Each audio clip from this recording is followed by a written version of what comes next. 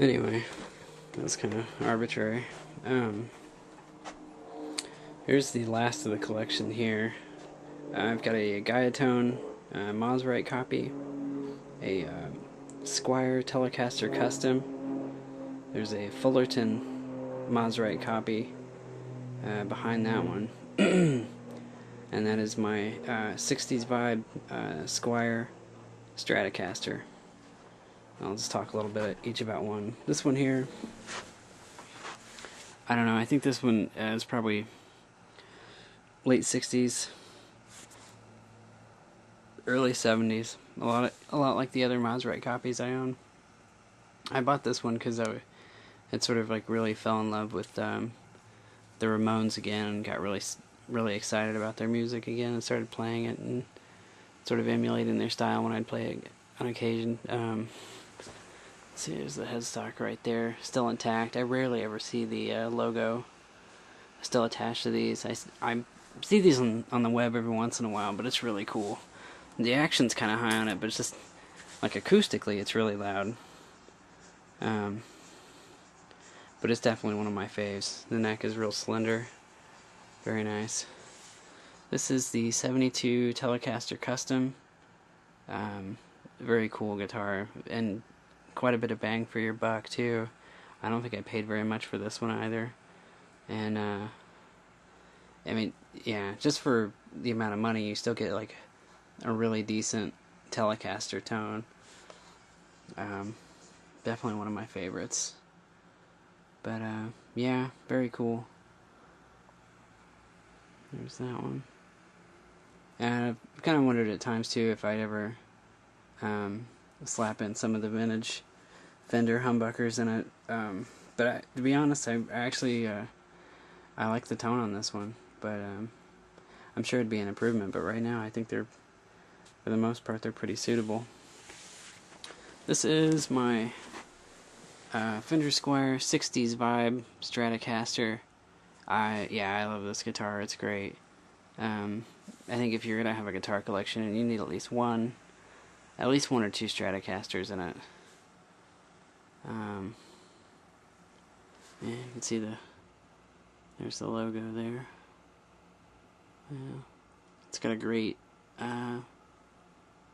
sunburst finish on it. And I think it's kind of cool they released it. I don't know if it'd be easy to pick up or not, but the like all the control switches and the pickup covers are sort of aged, and some, sort of a aged white, which is kind of cool.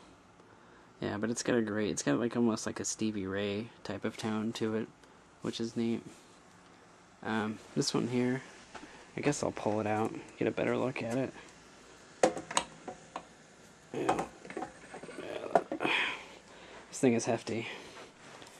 It's a Fullerton Maserite copy. You can see the finish is beautiful on it. The sound is pretty awesome too. Again, I really didn't pay that much for this one either. There's the logo. Pretty cool. Very cool. Block inlay.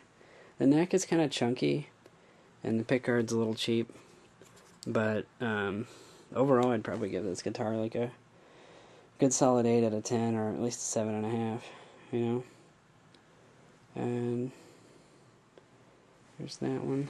Oh, you really need to see the back. But, another cool aspect of this guitar is the binding. You can see how thick it is.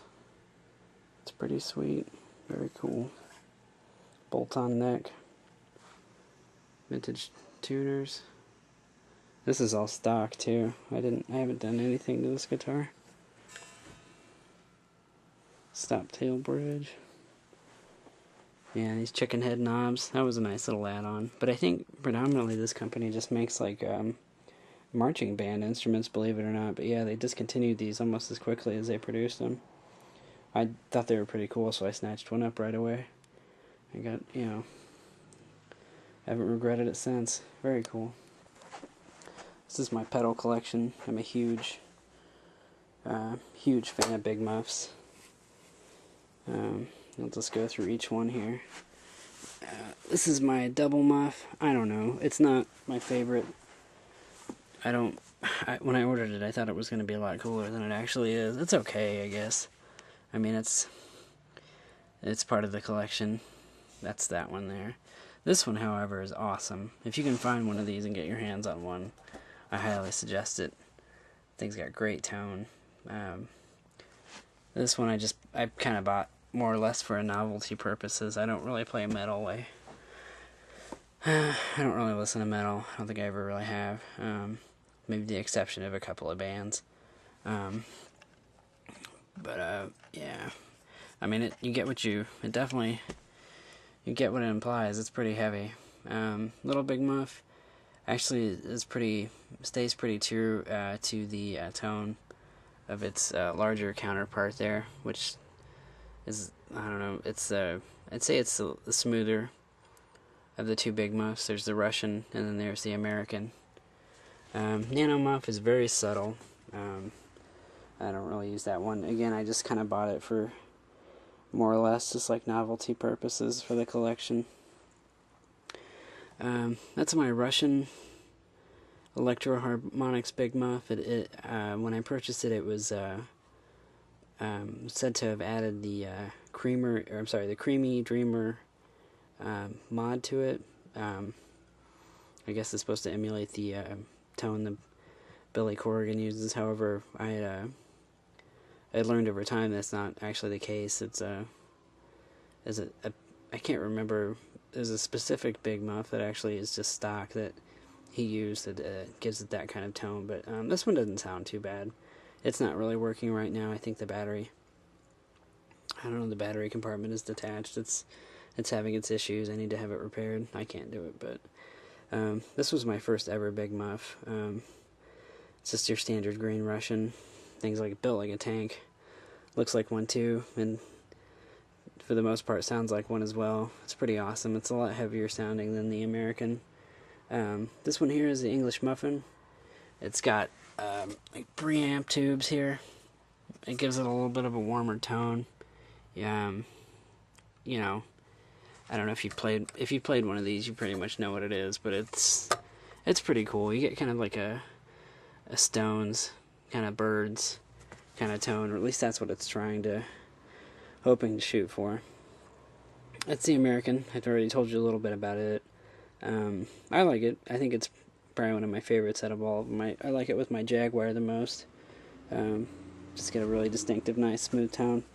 And ironically enough, this rinky-dink 30-watt amp is what I play all these guitars through right now, because I do not own a stack or a head or a cab at the moment. I used to have a really nice orange overdrive head, but I sold it many moons ago. I think just for rent. I don't remember why I sold it. I know I had a good reason though. But yeah, that is my collection as it stands right now. There's a Vox Wah over in the corner my buddy got me from Christmas one year. It's really awesome. I love that one too. Probably one of the classiest Wahs I've ever played. Yeah, that's it. I think the collection right now stands at 18, if I'm not mistaken. Yeah, that's a good one.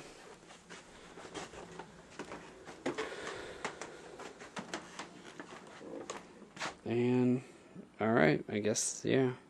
If you'd like me to demo any of these guitars, I'd be more than happy to do so. Just leave a comment in the comment box below. And, if you're thinking about buying one, you just want to check it out and see how it sounds, just give me a heads up and I'll try and post a video. Alright, well, I guess that's it.